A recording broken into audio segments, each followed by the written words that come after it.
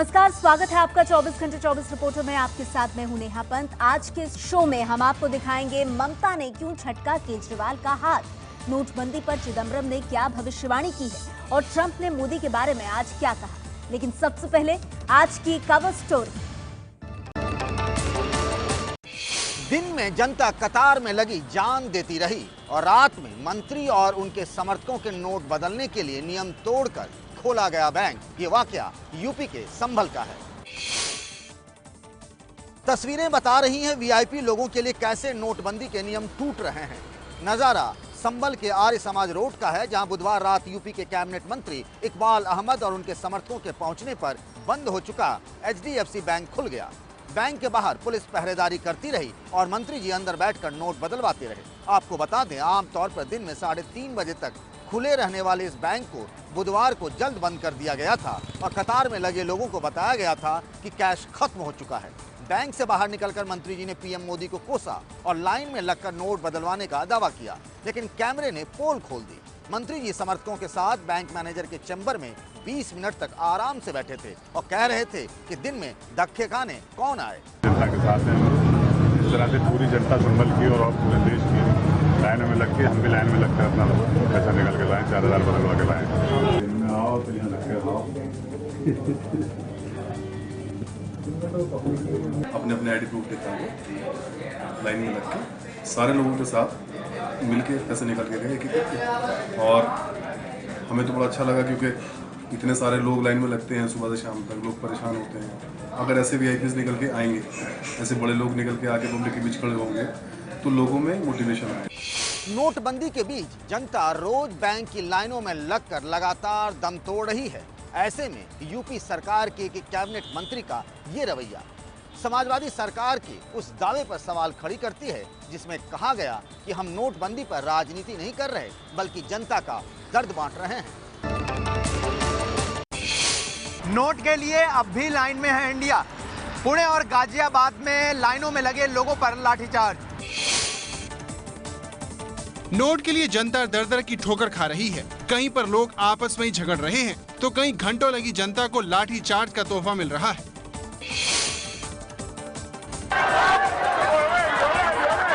ये तस्वीरें आगरा के छिपीटोला की है, जहां बैंक में पैसे निकालने पहुंची महिलाएं आपस में ही भिड़ गईं।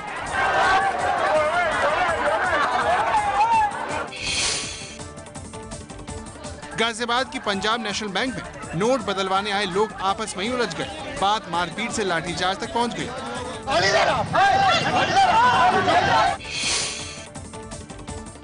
यूपी की तरह महाराष्ट्र में भी जनता पुलिस का शिकार बनी। पुणे में बैंक के बाहर पुलिस ने लाठीचार्ज किया।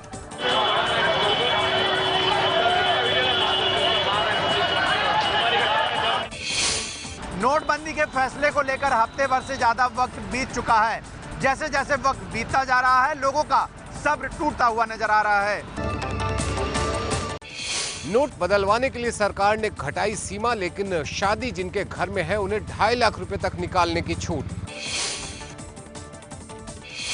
पहले एक दिन में 500 और 1000 के 4500 रुपए तक की कीमत के नोट बदले जा सकते थे, लेकिन अब 18 नवंबर से सिर्फ 2000 रुपए के पुराने नोट बदलवाए जा सकेंगे। ये ध्यान रहे कि 30 दिसंबर तक एक शख्स सिर्फ एक बार ही नोट बदलवा सकेगा। जो 4500 रुपया एक्सचेंज करने की हमने सुविधा देखी, इसका पूरा दुरुपयोग हुआ और दुरुपयोग सरकार स्वीकार नहीं करेगी, इसलिए उस मात्रा को हमने कम किया है।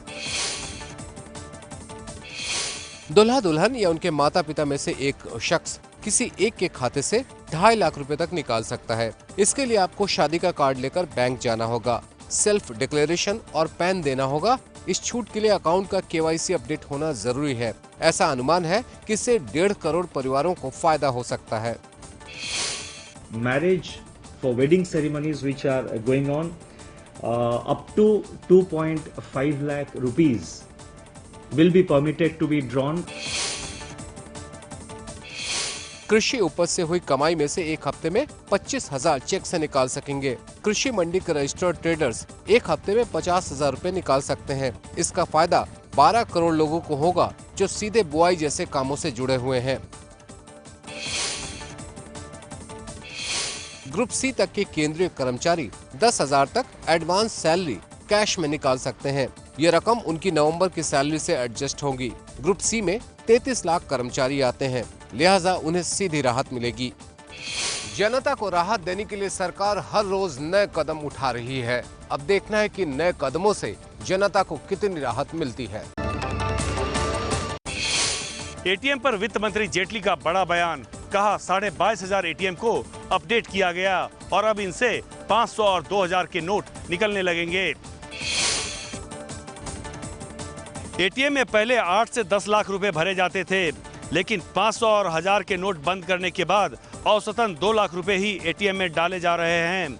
हमने कल आपको बताया था कि एक हफ्ते में देश भर में 2 लाख एटीएम में सिर्फ 15,000 एटीएम में बदलाव हो पाया था, लेकिन सरकार ने कहा है कि दिन भर में 22,500 एटीएम में ये बदलाव कर लिया गया। सरकार का दावा है कि अभी तक एटीएम में बदलाव करने में एक्सपर्ट को 5 से 6 घंटे लगते थे, वो घटकर आधा घंटा हो चुका है। इसलिए तेजी से एटीएम में बदलाव हो पा रहा है। अब तो पूरा आरबीआई के सुपरविजन में पूरी बैंकिंग इंडस्ट्री के एटीएम ग्रेजुअली कैलिब्रेट हो रहे हैं। कुछ पॉस मशीन्स को एक्टिवेट कर रहे हैं ताकि उनके थ्रू पैसा दिया जा सके। अगर सरकार का दावा सही निकला तो अगले एक हफ्ते में ही सभी 2 लाख एटीएम से नए नोट निकलने लगेंगे। कुछ ऐप्स आए हैं, मोबाइल ऐप्स हैं, जिनसे कि ये पता चल सकता है कि आप जहां पर मौजूद हैं आपके इर्द गिर्द कितने एटीएम हैं और उनमें से किन एटीएम्स में पैसे हैं। वॉलनट और कैश नो कैश, ये 2 मोबाइल ऐप ऐसे हैं जो आपको नजदीकी एटीएम के बारे में जानकारी देंगे और ये भी बताएंगे कि किस एटीएम में पैसे हैं और वहाँ भीड़ है या नहीं। इलाके का पिन कोड डालते ही इस ऐप से आपको सारी जानकारी मिल जाएगी। तो आप देख रहे हैं सामने जैसे लॉन्ग क्यू है और यहाँ पे वॉलनट ऐप में भी हम दिखा रहे हैं कि लॉन्ग क्यू है। इन जैसे ऐप्स की एक सीमा भी है। जो लोग इन ऐप्स का इस्तेमाल कर रहे हैं ये उन पर ही आधारित होते हैं, ये उन पर डिपेंडेंट हैं। काले धन को सफेद करने के गोरखधंधे का पर्दाफाश करने वाले एबीपी न्यूज के स्टिंग ऑपरेशन से हड़कंप, दिल्ली पुलिस करेगी जांच। लाइन में खड़े होने का क्या रेट चल रहा है? 300 रुपए। मंगलवार को हमने आपको दिखाया था कि कैसे मजदूरों का इस्तेमाल काले धन को सफेद करने में किया जा रहा है। बकायदा मजदूरों की रेट लिस्ट तय है। 400 वाले अगर तुम चाहिए तो मेरे से बात कर लेना, 300 वाले हैं मुझे पता है किस किस्म के हैं। इससे पहले हमने आपको ये भी दिखाया था कि मथुरा के मंदिर के पुजारी कमीशन लेकर नोट बदलने के लिए राजी हो गए थे।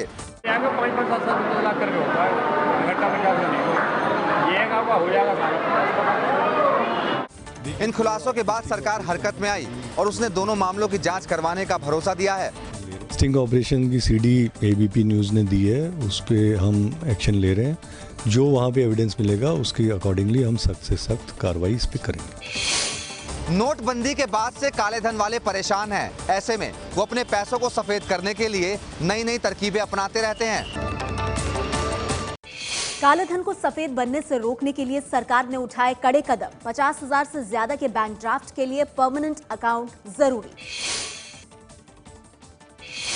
आयकर विभाग ने कहा है कि 50,000 रुपए से ज्यादा का बैंक ड्राफ्ट बनवाने के समय परमानेंट अकाउंट नंबर जरूरी होगा। विभाग ने ऐसे तमाम लेन देन की सूची जारी की है जिसके लिए पैन जरूरी है। ध्यान से देखिए कब कब जरूरी होगा पैन नंबर।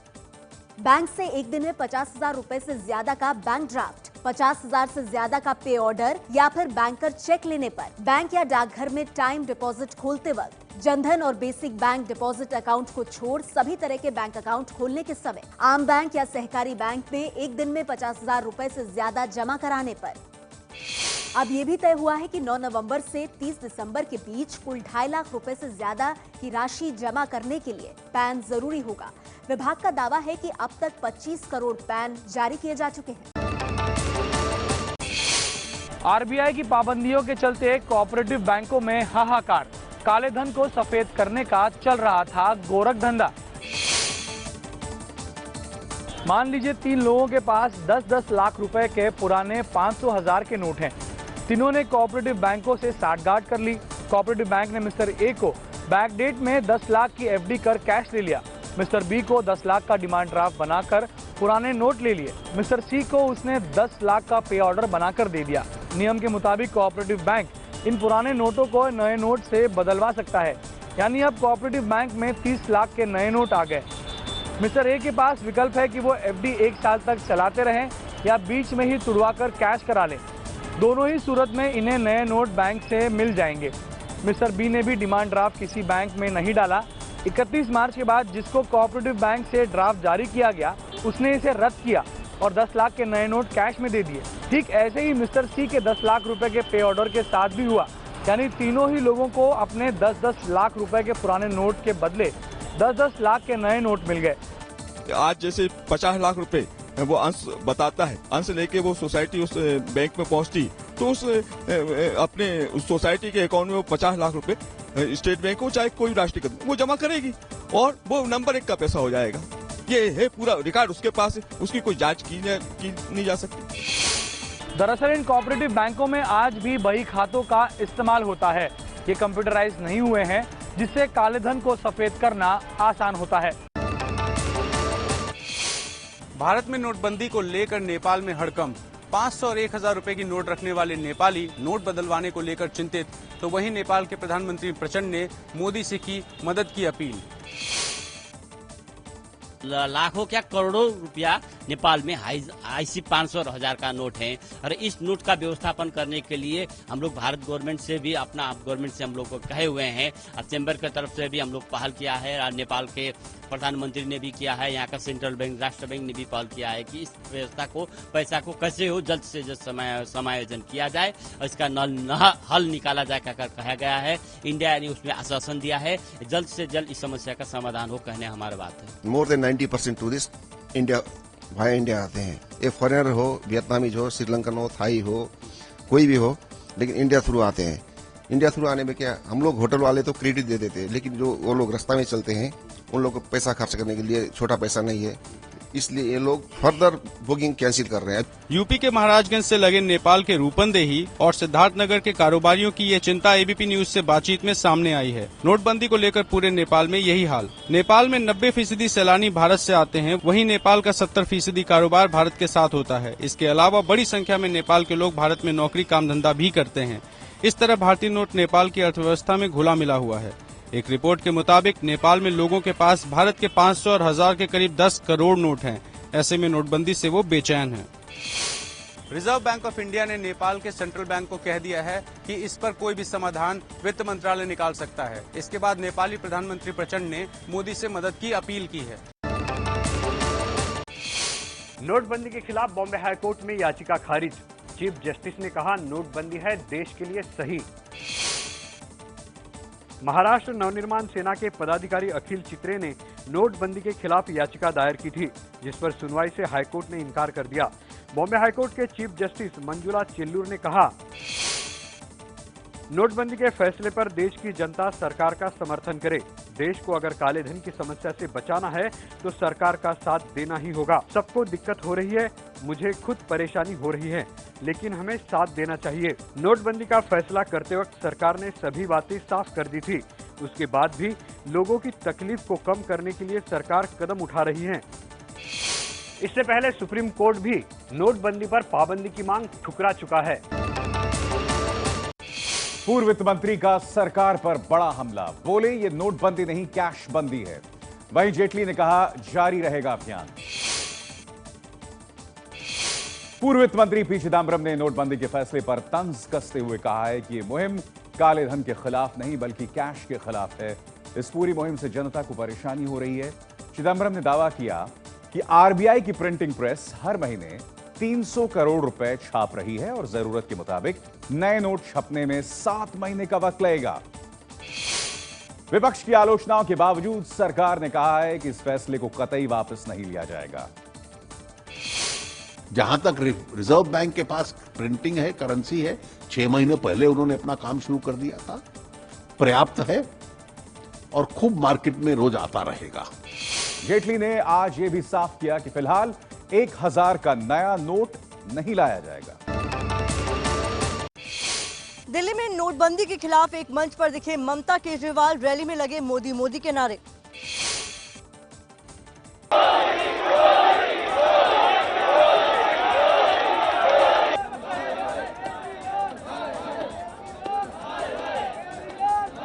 दिल्ली के आजादपुर में रैली तो केंद्र सरकार के खिलाफ थी, लेकिन आपकी रैली मोदी जिंदाबाद और केजरीवाल हाय हाय के नारों से गूंज उठी।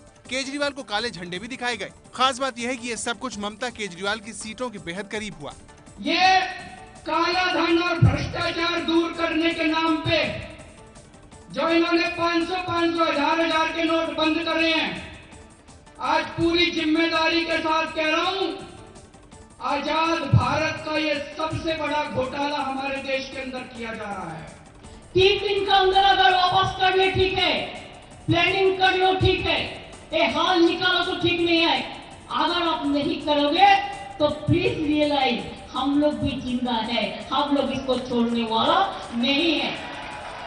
मोदी विरोध के बीच दोनों नेताओं में तालमेल की कमी भी साफ दिखी जब ममता बनर्जी ने केजरीवाल का 2 बार हाथ छिटका। दिल्ली में रैली से पहले बुधवार को ममता बनर्जी के नेतृत्व में मार्च भी निकाला गया था।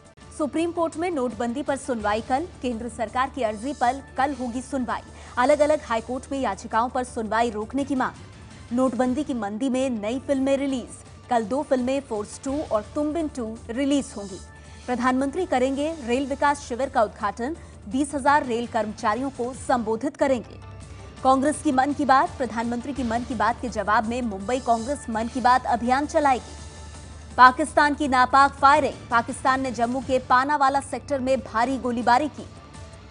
अकाली विधायक का इस्तीफा, पंजाब में अकाली विधायक सरवन सिंह फिल्लौर का इस्तीफा। कांग्रेस में जाने की अटकलें। मुंबई पुलिस का एएसआई सस्पेंड, कालाधन सफेद करने के मामले में मुंबई पुलिस के एएसआई संजय बाली सस्पेंड।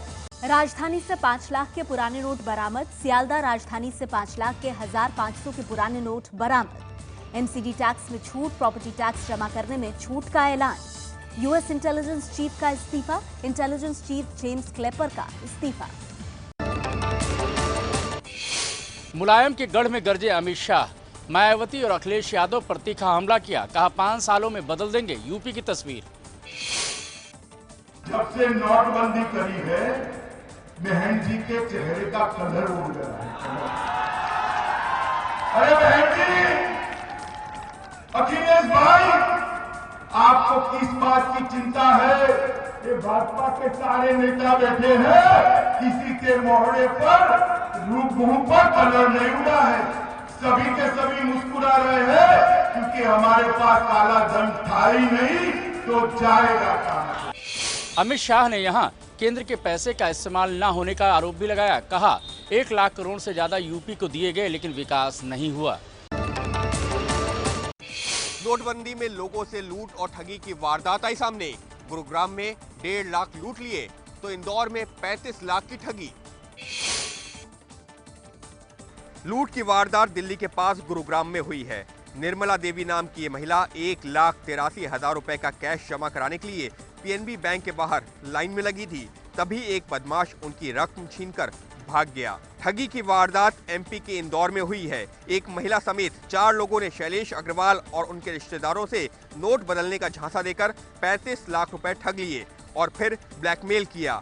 शिकायत के बाद चारों आरोपियों को पुलिस ने धर दबोचा। फरियादी पक्ष से भी कैश के बारे में पूछताछ की बात पुलिस ने कही है। एबीपी न्यूज की आपसे अपील है कि अपना पैसा बदलने के लिए किसी भी अनजान शख्स को ना दें। खुद बैंक जाकर नोट बदलें या फिर कैश जमा करवाएं।